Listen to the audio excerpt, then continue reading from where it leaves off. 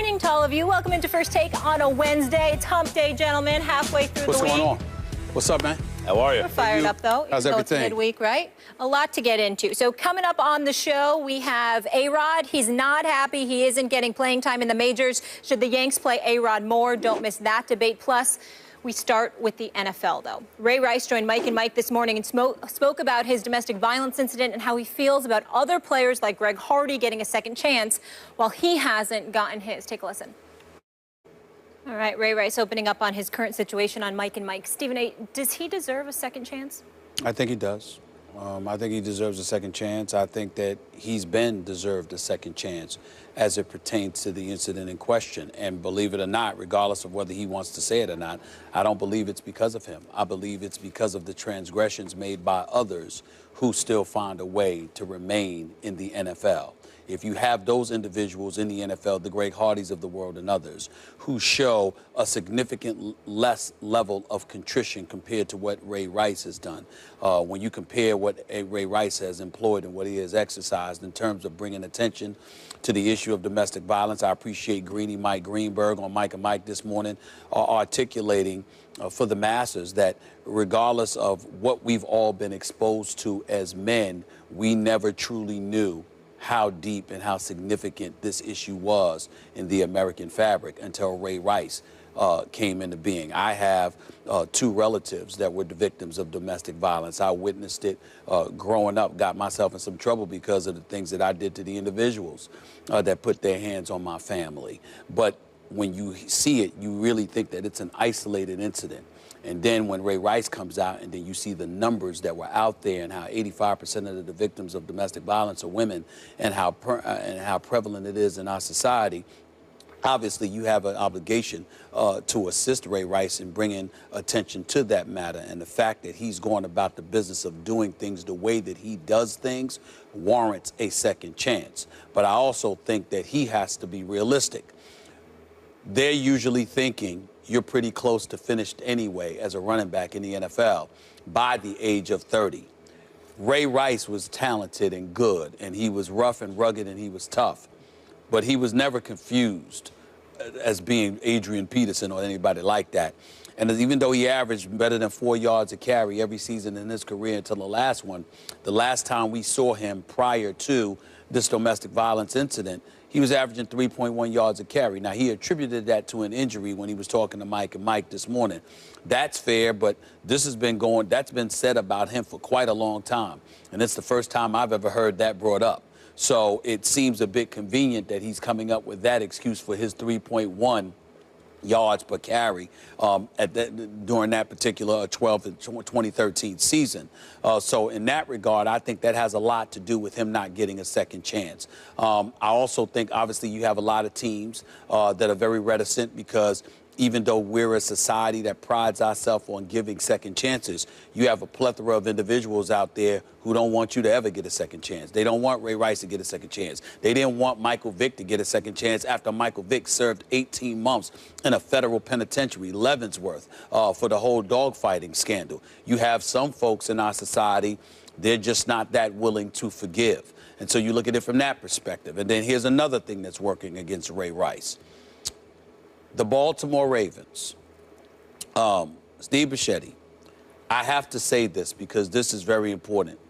Outside of the domestic violence he inflicted upon his then fiancee, now wife, the other thing that Ray Rice did that I thought was very wrong on his part was he dimed out the owner. The owner had privately texted him or emailed him, I forget which it was, and he was basically saying, you're a Raven for life, Max. You're a Raven for life. We'll take care of you, et cetera, et cetera.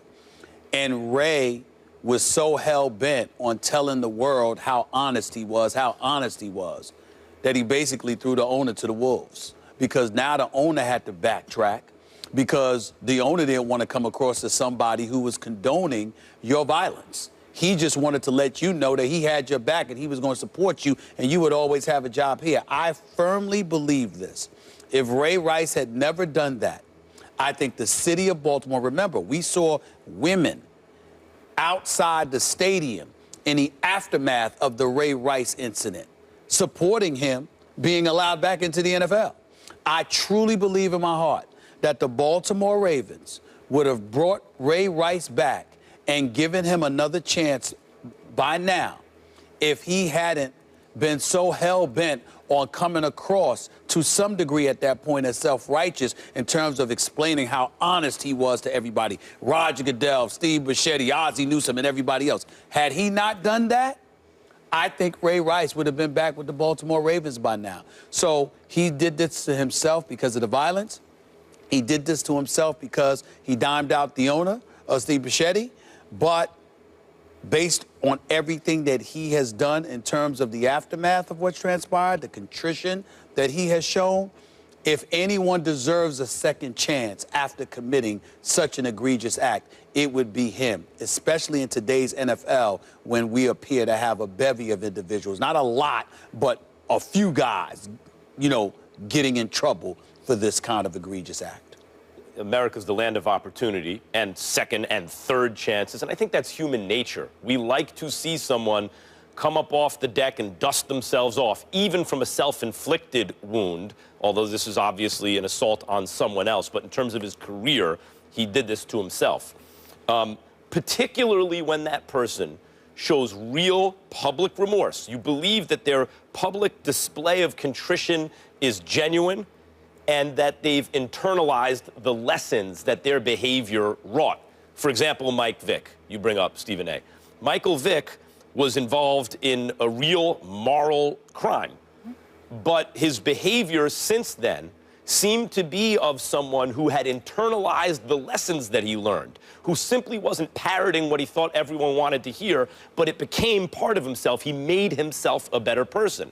And then the question becomes, after time, there's still people who can't get over what Michael Vick did and don't want to forgive him and don't believe he ever deserved a second chance. But there are plenty of others, and eventually he did get his second chance, who say, look, this is someone who made a terrible mistake, did the crime, did the time, paid his debt to society, has become a better man, now deserves this opportunity.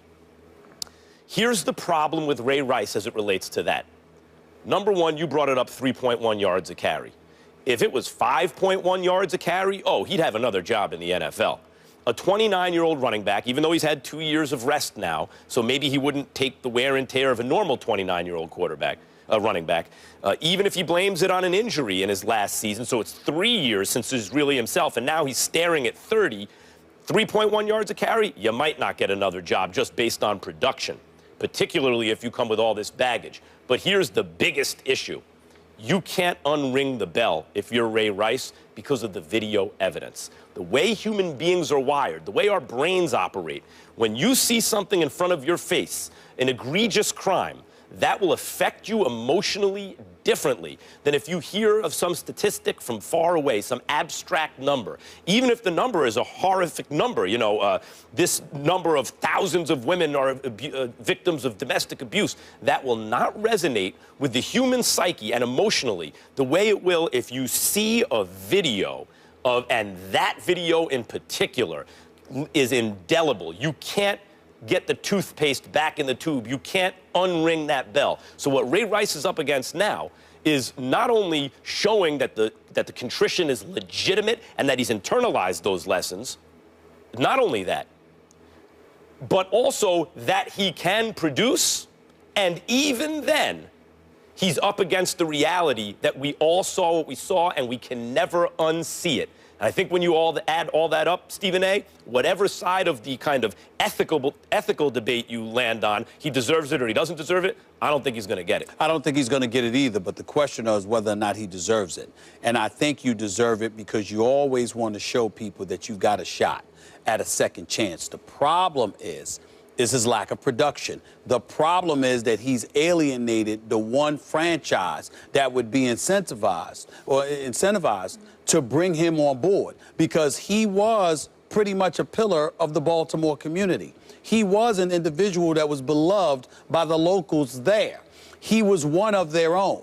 And usually when you transgress to a significant degree, you have an opportunity to go home. That's why home is so important to so many people, because it's the one sanctuary the one haven that you can go to where you're somewhat rescued, never completely because of the video. We understand that.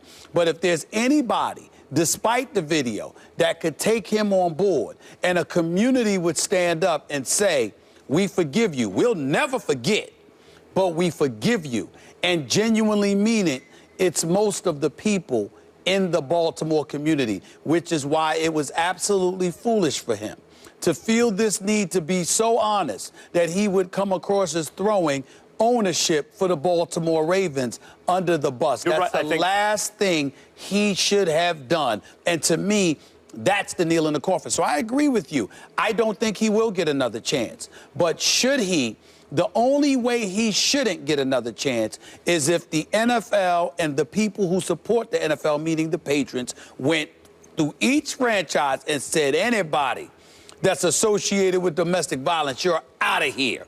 Anybody that's associated with acts of violence, you're out of here. If you get rid of everybody, then that's different. But because you've got some people still in the league, that's why I think with the level of contrition he has shown, that he could do a lot of good, because you bring a lot of, he's brought, like Mike and Mike said, he's brought more attention to the domestic violence issue than anybody in recent memory. It's a damn shame he had to do it that way. It's shameful that he did it that way. But nevertheless, there is something that could come out of this, because he's making a concerted effort to remind the world how wrong he was, how much he wants a second chance, and like Michael Vick with the dogfighting scandal, is willing to march lockstep in support of victims of domestic violence to bring attention to the cause, even if he has to use himself as a battering ram. No pun intended, sorry, but use that analogy. But if you got to use yourself as that guy that's getting hit time after time after time again because of what you shamefully did. Molly, as the only woman on the show and as a big football fan, where do you come down on Ray Rice right now? I don't think Ray Rice is going to get a second chance, and I think that's because of football. So what do we say it stands for? Not for long, and especially with the running back position and him being 29 years old and not coming off a strong season. And as you mentioned, maybe even if the Ravens were going to take a chance, he closed that door. And they've also said Justin Forsett looks phenomenal. As far as Ray Rice from the moral issue, I do believe he deserves a second chance. And like you mentioned, Michael Vick, and in contrast to Greg Hardy, he's done all the right things, at least publicly he appears, and showing his contrition and his remorse for the egregious acts and going through the protocol that the NFL has set up and the counseling and working on his family. And it doesn't make it okay, but everybody's from different backgrounds and raised different ways, and I'm happy that he got the proper help and he's addressed it and moving forward. But as far as the football piece, I do not think that he will get a second chance based on that. And I think if teams are on the fence, unfortunately, they're going to say now, fortunately or fortunately, they're going to say, we don't want the hoopla that comes along with it. So if any shot, yes, maybe as a backup down the road, but I really don't think so. But I think it's purely based on football. And if they weren't sure, it's not worth all the attention that it's going to bring. Not worth it.